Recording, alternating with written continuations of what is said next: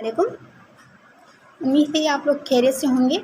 तो जैसे कि हम लोगों ने 9th की केमिस्ट्री स्टार्ट की हुई है, तो आज हमारा 3rd लेक्चर होगा जो कि ब्रांचेस ऑफ केमिस्ट्री से। तो ब्रांचेस ऑफ केमिस्ट्री में हमारे पास 11 ब्रांचेस हैं जो कि बुक में दी गई हुई हैं। उनमें से हम आज 6 ब्रांचेस को डिस्कस करेंगे और उसके बाद नेक्स्ट लेक्चर में हम उसकी अगली ब्रांचेस को डिस्कस करेंगे।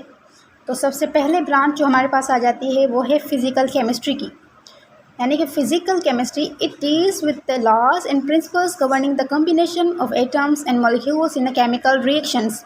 यानी कि ये केमिस्ट्री की वो ब्रांच है जिसमें हम उन प्रिंसिपल, उन लॉज की स्टडी करते हैं जो कि केमिकल रिएक्शन में इन्वॉल्व होते हैं। जैसे कि यहाँ पर हमारे पास एग्जाम्पल दी हुई है law of conservation of mass. इसी तरह और भी बहुत सारे लॉज हैं जिनकी स्टडी हम फिज़िकल केमिस्ट्री में करते हैं। ठीक हो गया। उसके बाद हमारे पास आ जाती है फिज़िक्स की सेकंड ब्रांच जो कि है ऑर्गेनिक केमिस्ट्री, यानी कि organic chemistry which deals with the study of hydrocarbons and their derivatives. अब हाइड्रोकार्बन्स क्या होते हैं? यानी कि हाइड्रोकार्बन्स जिसमें हाइड्रोजन हो और कार्बन हो उसको हम हाइड्रोकार्बन कहते हैं। जैसे कि यहाँ पर एग्जाम्पल दी गई है मीथेन की, जिसको हम सुई गैस बोलते हैं। ठीक है, लेकिन हम इसको दूसरे मेथड में भी डिस्कस कर सकते हैं। It's a study of those compounds which are obtain from living organisms.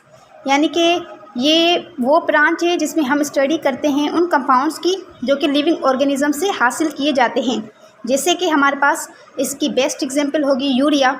बहुत सारी चीज़ें जैसे कि हम लिविंग ऑर्गेनिज्म से हासिल करते हैं उसकी स्टडी हम ऑर्गेनिक केमिस्ट्री में करते हैं। उसके बाद आ जाता है inorganic chemistry which deals with the study of elements and their compound except hydrocarbons. यानी कि इसमें हम सारे एलिमेंट्स की स्टडी करते हैं और उनके कंपाउंड्स की स्टडी करते हैं हाइड्रोकार्बन को छोड़ के, जो कि हम ऑर्गेनिक केमिस्ट्री में स्टडी करते हैं। ठीक हो गया। Those compounds which are obtain from non organisms, यानी कि ये वो कंपाउंड्स हैं जो कि हम नॉन लिविंग ऑर्गेनिज्म से हासिल करते हैं। ऑर्गेनिक केमिस्ट्री में हम लिविंग ऑर्गेनिज्म से कंपाउंड हासिल करते हैं, उनकी स्टडी। इनऑर्गेनिक में वो कंपाउंड्स जो कि हम नॉन लिविंग ऑर्गेनिज्म से हासिल करते हैं उनकी स्टडी। ठीक है। उसके बाद हमारे पास आ जाता है biochemistry which deals with the study of living organisms. Bio means हमारे पास बायोलॉजी आ गया और केमिस्ट्री, यानी कि दोनों ब्रांचेस साइंस की, बायोलॉजी और केमिस्ट्री दोनों का हम ये कह सकते हैं कि सम की स्टडी को हम बायोकेमिस्ट्री कहते हैं। तो उसमें हमारे पास क्या होता है कि हमारे पास जैसे कि हमारे पास डाइजेशन होती है, उसमें हमारे पास जो केमिकल्स इन्वॉल्व होते हैं, यानी कि डाइजेशन में फूड को स्मॉल लार्जर जो फूड के मॉलिक्यूल्स होते हैं उनको स्मॉल मॉलिक्यूल्स में कन्वर्ट जो करते हैं एंजाइम्स वगैरह, उनकी यानी कि ये केमिकल हो गया ना, तो ये रिलेशन कहलाएगा बायोकेमिस्ट्री। यानी बायोलॉजी के साथ केमिस्ट्री का रिलेशन, इस स्टडी को हम कहते हैं बायोकेमिस्ट्री। उसके बाद हमारे पास आ जाता है industrial chemistry which deals with the study of processes involve in the chemical industries for the manufacture of synthetic products.